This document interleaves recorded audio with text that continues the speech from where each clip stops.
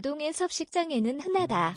비록 자폐증의 특징적인 변화에 있어 부차적이긴 하지만 여기에는 많은 원인이 있을 수 있다.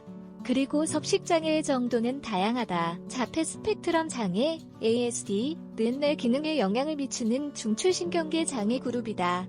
발병은 일반적으로 어린 시절에 발생하며 신경기능의 문제는 사회적 상호작용 및 의사소통 기술 분야의 어려움으로 이어진다. 자폐 아동의 섭식장애와 관련한 요인 식사 분야는 종종 자폐 아동에게 영향을 미친다.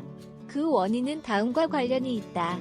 특정 질감, 풍미, 냄새 또는 색상에 대한 과민성 또는 과민성을 초래하는 감각지각의 변화 제한된 관심사 반복적인 행동 감각지각을 완전히 통합할 수 없음. 따라서 자폐증은 여러 가지 방식으로 어린이의 식단에 영향을 미칠 수 있다. 이 상태를 가진 어린이의 주요 섭식장애가 무엇인지 알아보려면 이 글을 계속 읽어보자. 자폐 아동의 주요 섭식장애 1. 제한된 식단 선택과 그중 일부가 유발할 수 있는 강한 혐오감으로 인해 자폐 아동의 식단은 제한될 수 있다. 자폐 아동은 특정 음식, 전체 그룹, 특정 색상 또는 질감을 가진 음식 등을 거부할 수 있다.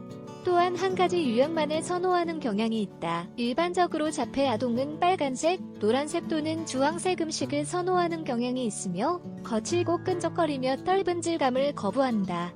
2. 충분히 먹지 않음. 자폐증이 있는 아이들은 오랜 시간 동안 한 가지 일에 집중하는 데 어려움을 겪는다.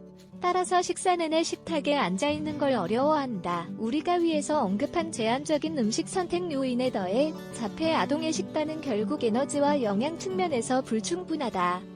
또한 권력의 역할을 설정하고 부과된 한계를 수용하는데 어려움이 있을 수 있다. 따라서 무엇을 먹을지, 무엇을 먹지 않을지, 어떤 양을 선택할지 결정할 때 먹는 것을 완전히 통제하는 건 아이들이다. 3. 부정적인 고전적 조건 부여로 인한 음식 혐오. 고전적 조건 부여는 경험의 결과로 발생하는 자극 반응의 존재이다. 그 결과 자폐 아동이 이전에 경험한 음식이 부정적이라면 혐오감을 느끼고 특정 유형의 음식을 거부하는 게 일반적이다. 부정적인 경험은 다음과 같다. 복통, 구토, 설사 등 분노 또는 식사에 대한 어려움으로 인한 불편함, 또한 부정적인 기억이 유사한 음식으로 확장될 수 있으며 이는 자폐 아동이 먹고 싶은 음식의 다양성을 감소시킨다. 4. 약물 관련 문제. 자폐 스펙트럼 장애 ASD 치료에 사용되는 일부 약물은 아동의 식단에 영향을 미친다. 이는 식욕을 감소시키거나 증가시킬 수 있으며 일부 비타민과 무기질의 흡수를 막을 수 있다. 그렇기 때문에 바로 치료의 부작용을 알고 자폐아를 치료하는 전문가와 논의하는 게 중요하다. 5.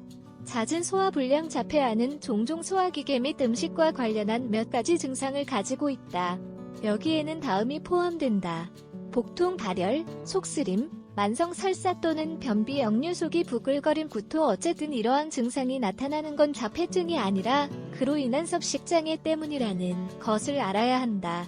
예를 들어 일부 과일과 채소를 제한하면 섬유질이 적은 식단으로 이어질 수 있다. 따라서 아동은 변비 문제를 경험할 가능성이 있다. 또한 씹는데 어려움을 겪고 소화불량과 헛배부름으로 이어지는 결핍을 경험하고 말 것이다. 하지만 우리는 증상의 빈도와 강도에 주의를 기울여야 한다. 알레르기 또는 음식 과민증의 가능성을 평가해야 하기 때문이다. 이는 어린 시절에 매우 흔하게 일어나는 문제다. 자폐 아동의 섭식장애에 개입하기. 만약 자폐 아동의 섭식장애를 발견하게 되면 그 즉시 조처를 해야 한다. 아마 우리는 이를 우선순위로 여기지 않을 수 있지만 어린 시절의 영양 결핍은 종종 영양실조로 이어진다. 아이의 적절한 발달과 성장에 문제가 되는 추가적인 상황이다.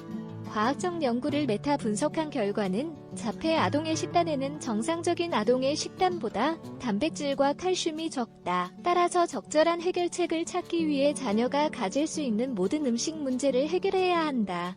또한 전문가들은 모든 아동에게 적합한 식단, 자신이 선호도에 맞게 조정의 필요성과 영양 상태를 계속 관리할 필요성을 강조한다.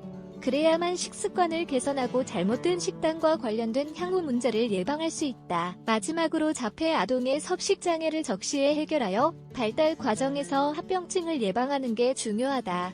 따라서 섭식장애에 관해 소아과 의사, 영양사 또는 기타 의료 전문가와 꼭 상담해야 한다.